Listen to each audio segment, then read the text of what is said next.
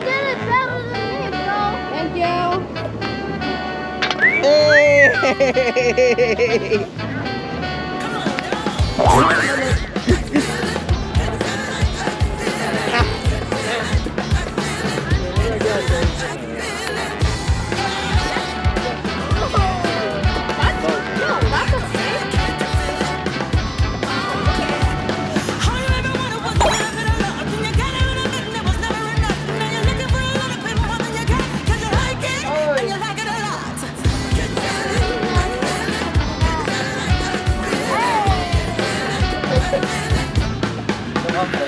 Yo, what's up guys? Kamusta kayo? Dito kami ni Papa. Uusap kami. Siyempre, usapang motor na naman. Pero matutulog na yan. Say good night pa. Right. Good night na si Papa. Ako dito muna ako dahil meron akong gagawin dito guys ngayon.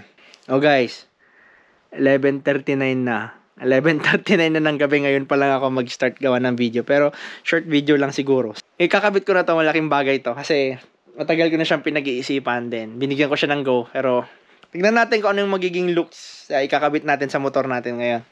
So yun, ito yung latest upgrade ni Papa. Napakaganda. Bagay na bagay dito sa Honda Rebel niya. Backrest. Kasi nagre-reklamo siyang madumi na daw yung motor niya. So, timingan lang natin na iinit. Then, pushingan natin itong motor niya. So, if ever na maganda yung panahon bukas, bigyan ko ng quick wash tong motor ni Papa para hindi siya nakagarahe dito na madumi. Para hindi natatambakan ng dumi. 'Di ba? Doon tayo sa gagawin natin sa motor natin. Pinakita ko lang sa inyo yung upgrade ni Papa agad dito sa motor niya. Di niya yan nagawa sa Shadow. Wala siyang ginawang upgrade dun sa Shadow. Samantalang dito, ginastusan niya agad. Diba? Pero ako pa rin sisingilin yan. Yang ganyan. Ako pa rin magbabayad yan for sure. Pababayaran niya sa akin yan. Kasi usapan namin anything involved sa motor. Ako ang may ako. Pero okay lang yun, di ba? So yun, punta naman tayo dun sa gagawin natin sa motor natin. So yun guys. May binili ako. So, umorder ako guys sa Amazon ng boom. Walang kung para saan yung mga yan. Ayun. Nakikita nyo, pumili tayo ng boom. Bar and mirrors. Okay naman siya. Maganda yung klase nung salamin. Sobrang clear. Maganda rin yung size niya. Hindi maliit. Pero hindi ko sure. Kasi parang hindi siya yung ideal na size na gusto ko. Actually, yun yung totoo. Magiging honest lang ako. Hindi siya yung ideal size na gusto ko. Kasi kung titignan nyo, ang laki niya. Pero kung maganda naman yung itsura, mas safe naman. Panigurado, mas safe siya. Dahil mas malaki siya compared sa original. Ayan o. Do parang tama lang. Kasi ito medyo pa-oblong yung design. Almost oblong yung design. Ito is bilog. Pero kung titignan mo yung size, hindi sila nagkakalayo. Diba? Diba? Hindi sila nagkakalayo. Diba? Pero parang ang difference is, dito mas maliit yung object. Ito parang mas malapit. Parang naka-zoom dito yung object. Which is parang mas realistic yung nandito kasi yung nandito. Ito parang pag tinitignan mo parang the object in the mirror is parang further. Dito is closer. Parang ganon yung pagkakaiba nila. Pero at least malaki. Kahit papaano. Uy, tignan natin kung magiging aesthetic siya, 'di ba? Pero madali lang baklasin to.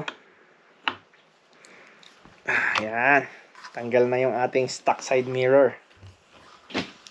Tanggalin natin tong ating stock side mirror. So, para sa akin, nung trinay kong tanggalin tong side mirror niya, mas nagustuhan ko. Parang ang ganda sa paningin ko. Malinis kasi hindi nagiging bulky tong ibabaw nung Trident natin. So, tignan nyo siya pag walang side mirror. Parang ang linis ng ibabaw, diba? Ayun guys, so tanggal na natin tong side mirror natin. So, ang pinakasusunod is, syempre, umorder din ako niyan. Yung pantakip natin dyan. Kasi hindi pwedeng expose yan na ganyan lang, diba? So, umorder tayo na ito. Maganda, 3 piraso yung binigay. At least, pag nawala yung isa, may pamalit, di ba? Yun. Ang linis. Ang linis, di ba? Importante magampanan lang niya yung kanyang responsibilidad. Ang motornilyo lang nagkaroon pa ng responsibilidad. Yan, o, di ba? Mas malinis na nakatakip yung mga ganyan natin. Ngayon, itong extra natin, itatago natin to syempre. So, yun guys. Makikita nyo. Yan. Nakikita nyo, sinalpak na natin. May isa lang tayong problema, okay? Ang problema natin, sobrang tagal ko finigure out kasi akala ko maaalis tong part na to. So yun, akala ko maaalis tong part na to. Yan, pero hindi. Ang kulang lang natin is hindi tayo bumili ng separate cover na flat lang. Ito kasi merong umbok dito sa paloob. So ito yung sinasabi ng mga ibang nagkakabit ng bar and mirrors na kailangan mong bumili ng separate na nilalagay dito. So yun yung ipapalit natin. Pero luckily ito, pasok pa rin naman to. Kung hindi na tayo bibili nun, ang bibilihin lang natin is mas mahabang tornilyo. Kasi ito, konti lang yung kapit, pero pwede. So for the meantime, para mailagay ko lang at matuloy lang tong bar and mirror ko kasi gusto ko masubukan mag bar and mirror na tatakbo kung ano ba yung feeling. So sinusukat-sukat ko siya kanina, medyo okay naman. Para sa akin much better itong bar and mirrors kasi sa conventional or yung stock na side mirror niya is para makita ko ng buo yung nakikita ko sa side mirror, kailangan kong ilihis yung aking elbows. Kailangan itupi, ganun ko yung elbows ko para makita ko ng maayos. So, nung sinusubukan ko siya kanina dito, sinusubukan ko siyang sakyan para tignan kung ano ba, okay ba. Mas maganda talaga yung bar and mirrors kasi hindi ko na kailangan iganon yung elbows ko para lang makita yung nasa likod ko. So, para sa akin, napakaganda bar and mirrors. Very effective and very convenient. So, yun lang yung downside. Wala tayo nun. So, dalawang option natin. O order ba tayo nung mas manipis dito? Or itong stock na bar end na ang ilagay natin. And then, bili na lang tayo ng tornilyo. Ito pa rin ang gagamitin kong bar end kasi at least original. Tapos, kahit papano, mas malaki. Diba? And then, bibili na lang tayo ng mas mahabang tornilyo na ganitong size. Pero at the moment, 'di ba? At this moment, para lang matuloy itong bar and mirror installation ko is ito na gagamitin ko kasi kumakapit naman. Pero ang gagawin ko, sakto dahil may Loctite ako kasi syempre dahil konti lang yung kumakapit dito. Iiwasan natin na baka mahulog to. So ang gagawin ko, magpapatak na lang tayo nitong Loctite thread locker, 'di ba? May isa pa akong na-discover. Kasi 'di ba ang hirap pantayin yung anggulo nito sa anggulo ng kabila. Pero may magandang features, guys, ang iPhone. So itong degree na to.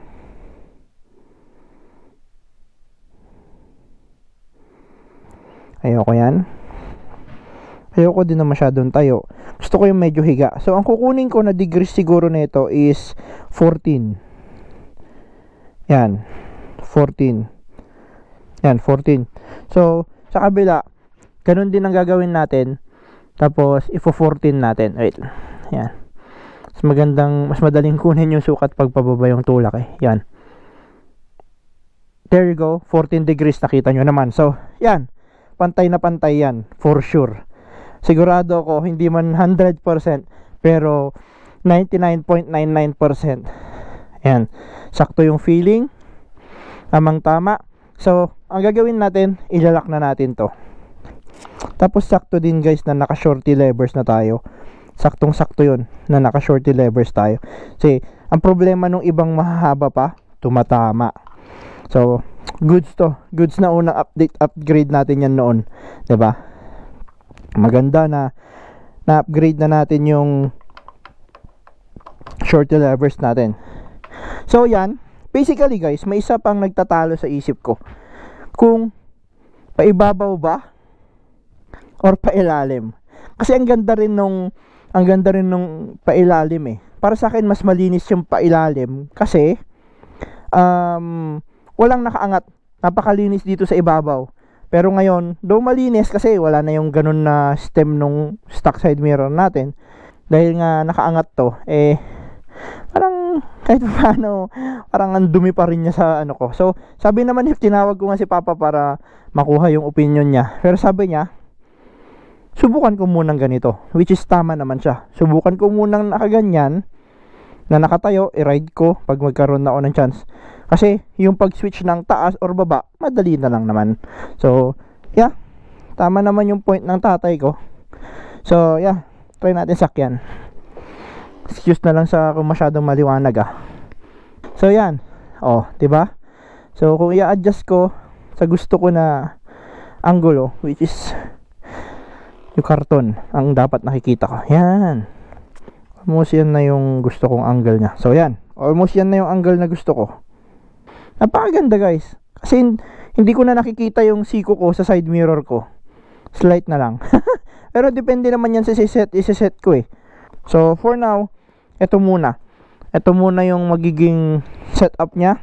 Kung in the future, or pagka naisipan ko na ilipat na yung bar end niya is pababa naman, tignan natin, di ba? Kasi for now, okay naman siya na ganyan yung looks niya. Masaya ako sa kinalabasan. So yun guys, naikabit na natin tong bar and mirrors natin.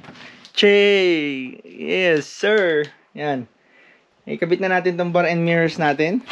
Naikabit natin din itong plug natin dito sa pinanggalingan nung stock side mirror natin. Yan. Diba? Kahit pa paano mas malinis. Happy.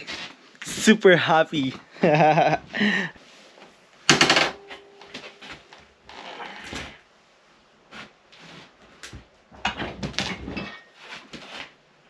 Para sa akin, sobrang okay niya. Sobrang okay na ito. Goods. Mula sa angulo na to. Malinis. Sobrang linis nung ano. So, tulad yan ng sabi ko, diba guys? Di na muna tayo mag-upgrade ng motor. Focus tayo kay Trident. So, yeah. Kahit pa paano nabibihisan natin siya. Latest upgrade natin is ang ating bar and mirrors. So, yun. Kahit pa paano, gumaganda na. Kasi brand new naman tong motor natin. Gumaganda na. Gumaganda na yung itsura niya, guys. So, if ever na magsawa tayo dito sa angulo ng bar and mirrors natin. Oh, dilim. So, kung magsawa tayo dito sa angulo ng bar and mirrors natin na nakaangat, in time, try naman natin na nakababa. Pero, for now, okay pa ako. Okay pa ako dito sa itsura niya. Importante naka-bar and mirrors na tayo. Next na inaantay natin, exhaust. So, sana yung next na upload natin, exhaust naman yung upgrades natin, di ba? So, yun lang for today. Peace, ride safe. Matutulog na ako. Anong oras na? 12:30 na ata. Pero, yeah. Ingat guys. Ride safe kayo palagi. Umuwi kayo ng buo. Peace!